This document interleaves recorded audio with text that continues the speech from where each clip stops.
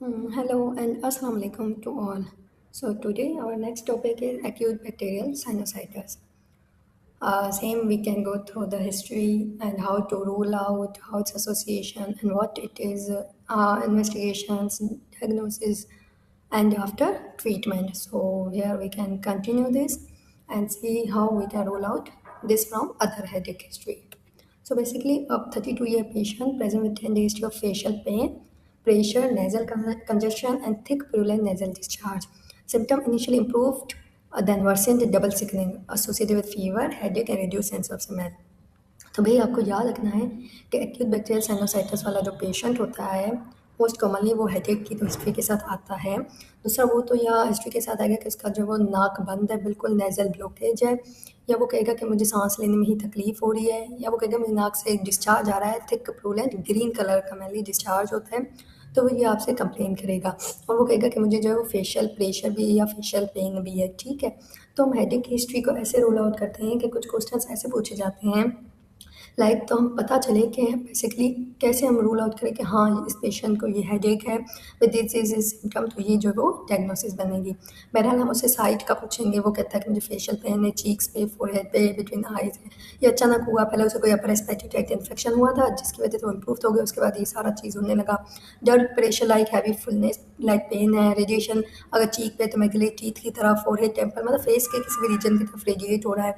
Association में हम उससे पूछेंगे भाई डिस्चार्ज जब एसोसिएशन में आप जो है ना वो मैंने वही चीज़ें पूछेंगे हेडेक से। अगर तो वो नेज़ल की हिस्ट्री दे रहा है तो आप पूछेंगे डिस्चार्ज आ रहा है, बुखार तो नहीं है, आप जैसे बैंड हो रहे हैं तो वो चीज़ इंप्रूव तो नहीं हो रही, स्मेल की सेंसेशन कम हो गई है, आपको कोई वो पोस्ट नेज़ल ड्रिप तो नहीं है, जैसे झुकते हैं कोई नाक से जो वो कोई भी मतलब डिस्चार्ज जो है वो ड्रॉप आउट तो नहीं हो रहा। टाइमिंग पूछेंगे और वो कहेंगे कि मुझे जो है 10 दिन से कम हुए हैं या 10 दिन से ज़्यादा हुए हैं।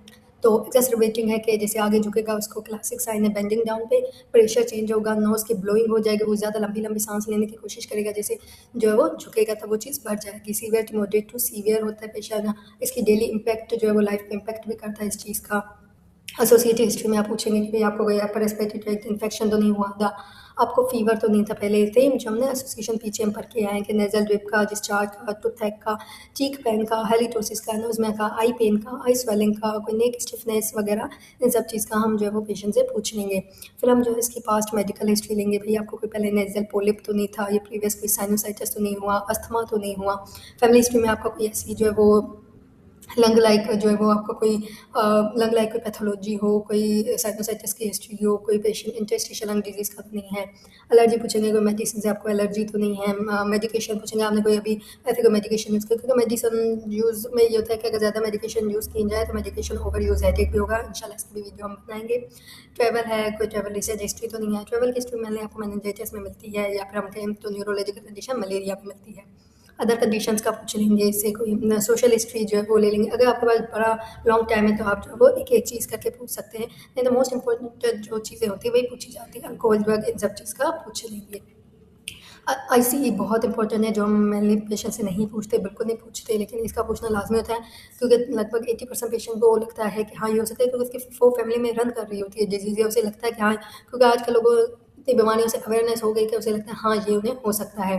तो भाई आइडिया पूछ लेंगे कि आपको क्या लगता है कि ये क्यों हुआ है, क्या रीज़न है, इसके पीछे कोई ऐसी चीज़ है जिसकी वजह से जो है ना आपको लग रहा है हाँ ये होगा। कंसर्न कि भाई आप किसी बात से कंसर्न तो नहीं है, कोई आपको परेशानी तो नहीं है, कोई आपको लगता है कि आपका जो है वो परमानेंट लॉस हो जाएगा। आइडियाज़, कंसर्न और एक्सपेक्टेशन, वो हमसे क्या एक्सपेक्ट कर रहे हैं और वो क्यों ये कर रहे हैं कि हम जो है मेडिकेशन दें उससे ठीक हो जाएगा, कुछ ऐसे इन्वेस्टिगेशंस करवाएं वो ठीक हो जाएगा। आइस लेना बहुत ज़रूरी है, आइडियाज़, कंसर्न, एक्सपेक्टेशन, इससे पेशेंट को रिलैक्सेशन होगी, पेशेंट के साथ रेपो बढ़ता है, डॉक्टर पेशेंट रेपो आइस से बहुत बढ़ जाता है। इम्पैक्ट का पूछेंगे, डेली आप इम्पैक्ट तो नहीं हो रही, आप काम से नहीं मुब्तला हो रहे, स्लीप डिसरप्शन नहीं हो रही, आपकी कंसंट्रेशन अगर आप स्टडी वगैरह में है तो पढ़ाई से डिसरप्शन या कोई ऑक्यूपेशन से, सोशल इम्पैक्ट क्या हो रहा है आपकी लाइफ पे, रिकरेंट साइनोसाइटिस की हिस्ट्री जो है ले लेंगे। अगर वो कहते हैं हाँ मुझे साइनोसाइटिस बार बार होता रहता है तो उसके हिसाब से हम जो है उनसे हिस्ट्री ले लेंगे।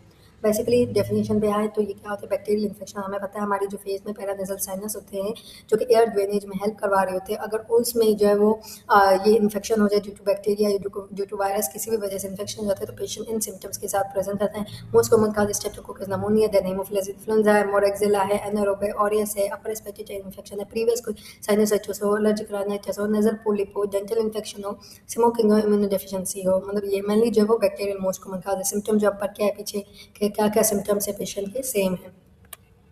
डिफरेंशियल डायग्नोसिस को एक्सरे कैसे करें, ऑर्बिटल सेलुलाइटिस होगा पेशेंट को तो वो पेशेंट के आई में ज़्यादा पेन होगा, वो आई की हिस्ट्री देगा, मोस्टली जो नेजल की हिस्ट्री नहीं देगा। इंट्राक्रेनियल कॉम्प्लिकेशन, सीवियर हेडेक होगा, नेक स्टिफनेस या जीएसए होगी, फोटोफोबिया होगा तो वो इमरजेंसी केस है। ये इमरजेंसी केस नहीं है, जनरल फिजिशियन हैंडल कर सके वही केस है।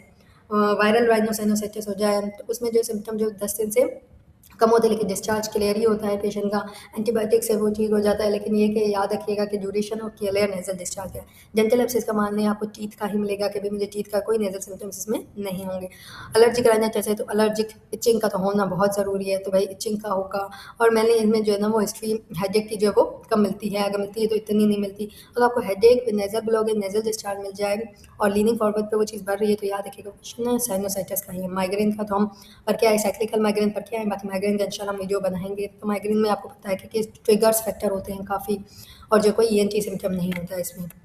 इन्वेस्टिगेशंस हैं कि साइनोसाइटिस क्लिनिकल डायग्नोसिस पे मैंने आपको बताया कि सिम्टम मोर देन 10 डेज हो, अपर रेस्पिरेटरी इन्फेक्शन हिस्ट्री हो, प्रिलर डिस्चार्ज हो, फेशियल पेन हो, लीनिंग फॉरवर्ड पे चीज़ बढ़ी है तो याद रखिए कि बैक्टीरियल साइनोसाइटिस का ये मेरी क्लिनिकल डायग्नोसिस है। फिर भी हम जो है वो ब्लड टेस्ट करवा लेते हैं ड्यू टू इन्फेक्शन को रूल आउट करने के लिए। इमेजिंग जो है वो सिटी अगर साइनस का विदाउट कंजस गोल्ड डिस्टेंस में हमें एनाटमी कॉम्प्लिकेशन पता चल जाएंगी। और बस ज़्यादातर यही करवा देते हैं, एक्सरे हमारे इतना कोई रिकमेंड नहीं है इसमें। अगर कोई आपसे पूछे मोस्ट इम्पोर्टेंट आप कहेगा क्लिनिकली पेशेंट डायग्नोस हो जाता है। माइक्रोबायोलॉजी जो है वो नेजल स्वाब भी ले सकते हैं, मिडिल मीएचएस कल्चर है, कंसीडर को इम्यूनो कम्प्रोमाइज पेशेंट है नोजोकोमियल का तो मिडिल मीएचएस कल्चर लेते। कॉमन ऑर्गेनिज्म पता है कौन सा, अगर फंगल है तो वो इम्यूनो कम्प्रोमाइज पेशेंट है तो वो फंगल हो सकता है प्रोबेबली। नेजल एंजियोस्कोपी वही हम बैठ के नेजल एंजियोस्कोपी करेंगे, विजुअलाइजेशन हो जाएगी, कंफर्म हो जाएगा। और कोई नेजल पोली फॉरेन बॉडी वो भी जो है वो हम एंजियोस्कोपी के थ्रू जो है डिटेक्ट कर सकते हैं। ईएनटी रेफर जो है वो हम कर देंगे अगर 6 साल में 4 से ज़्यादा दफ़ा जा रहा है तो मतलब ये हो सकता है कि बेसिकली उससे ये हिस्ट्री हो, ठीक है। तो क्लिनिकली बहुत इंपॉर्टेंट है ये other than investigations. Treatment antibiotic देंगे, फर्स्ट लाइन जो है वो अमोक्सिसिलिन है या फिनॉक्सी मेथाइल पेनिसिलिन है, फर्स्ट लाइन यही है आपकी इन्वेस्टिगेशन सॉरी ट्रीटमेंट में कि आपको जो है वो लाजमी फिनॉक्सी मेथाइल पेनिसिलिन देनी है। तो अगर एलर्जी है तो डॉक्सी हम दे देते हैं या क्लेथ्रोमाइसिन दे सकते हैं। और एंटीबायोटिक में अमोक्सिक्लेव IV सेफ्ट्राजोन दे सकते हैं। कब एंटीबायोटिक देंगे, अगर सिम्टम 10 दिन से कम है, माइल्ड है, हाँ अगर ये ठीक हो जाता है। याद रखिएगा इसमें हम जो वो सेलाइन नेजल इरिगेशन का जो है वो कहते हैं कि भाई कर ले, लेकिन अगर ये है कि अगर हार्ड कोई लाइक ऐसा समझे थिक प्लेट लाइक कोई स्ट्रक्चर होती है जैसे क्रैकल्स लाइक स्ट्रक्चर तो हम जो इरिगेशन को अवॉइड करते हैं, ठीक है। कॉर्टिकोस्टेरॉइड स्प्रे भी दिया जाता है, नेजल कॉर्टिकोस्टेरॉइड स्प्रे, तो उससे ये होता है कि इन्फ्लेमेशन जो है वो सबसाइड हो सकती है। लेकिन ये अंडर जो है वो 17 ईयर्स जो है हम देते हैं इंटरनेशनल कॉर्टिकोस्टेरॉइड स्प्रे। एनालिसिस दे देते हैं, नेजल जो डिकंजेस्टेंट दे देते हैं, हाइड्रेशन और स्टीम का आजकल मना किया जा रहा है कि हाइड्रेशन और स्टीम जो है वो इस चीज़ को एग्रावेट कर रही है, ठीक है। सिम्टमेटिक कंफर्ट है लेकिन आगे जाकर इस चीज़ को एग्रावेट करते हैं तो भाई स्टीम इनहेलेशन से अगर वो पेशेंट इतना नेजल ब्लॉकेज है सीवियरली और वही क्रेकल साइज चीज़ है तो स्टीम का जो है वो बिल्कुल मना है।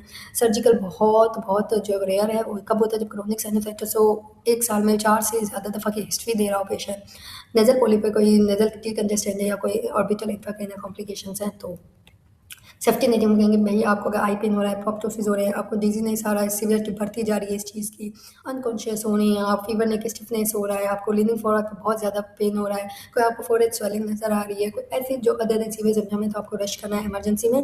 अगर नहीं तो फिर जो है वो आप 2 से 3 दिनों में दोबारा जो अपने GP को दिखा सकते हैं इस चीज़ को। प्रिवेंशन है, स्मोक सेसेशन करें, एयर से ह्यूमिडिफाई करें, मास्क पहने, नेजल इरिगेशन जो है वो लें, गुड डेंटल हाइजीन लें। फॉलो भी है कि 5 से 7 दिन में अगर एंटीबायोटिक का इंप्रूव हो रहा है तो आप 5 से 7 दिन में दिखाएं, नहीं हो रहा तो 2 से 3 दिन में आप दिखा दें। नेजल स्वाब साइनस कल्चर जो है वो अरेंज जो है वो अगर एंटीबायोटिक नहीं हो रहा तो नेजल स्वाब और साइनस कल्चर का फिर अरेंज करना पड़ेगा। 7 से 4 दफ़ा रहा तो फिर हम ENT के पास आपको रेफर कर लेंगे। और प्रोग्नोस्टिक क्या है कि 2-3 हफ्ते में एंटीबायोटिक के साथ ठीक हो जाता है। अगर इसको सीरियस ना ले जाए तो ऑर्बिटल साइनोसाइटिस, इंट्राक्रेनियल सीजर्स वगैरह पेशेंट को हो सकते हैं। कोई इतना वो सीवियरिटी वाला नहीं है, इमरजेंसी केस नहीं है, बिल्कुल नॉन इमरजेंसी केस है। GP का केस है, GP अगर रन आउट करता है ठीक है, अगर नहीं रन आउट करता तो मैनली जो पेशेंट फिर ENT के पास रेफर किया जाता है। So basically thank you so much to, और बहुत सिंपल केस है। ट्रीटमेंट में वही हम जो है वो एंटीबायोटिक एमोक्सिसिलिन या फिनॉक्सी मेथाइल पेनिसिलिन से में वही दे देते हैं। तो इस चीज़ को की पॉइंट्स पे रख लीजिए, इंशाल्लाह ये जो है वो आपके फिंगर टिप्स पे होगा। So basically thank you so much to all. Next video जो है वो हम बनाएंगे हमारी जॉइंट सेल आर्थराइटिस पे, जो कि एक वेस्कुलाइटिस डिजीज़ है, वो भी पेशेंट हेडेक से प्रेजेंट करता है। तो बेसिकली 6 से 7 वीडियोज़ हेडेक पे जो है वो आपको मिल जाएंगी।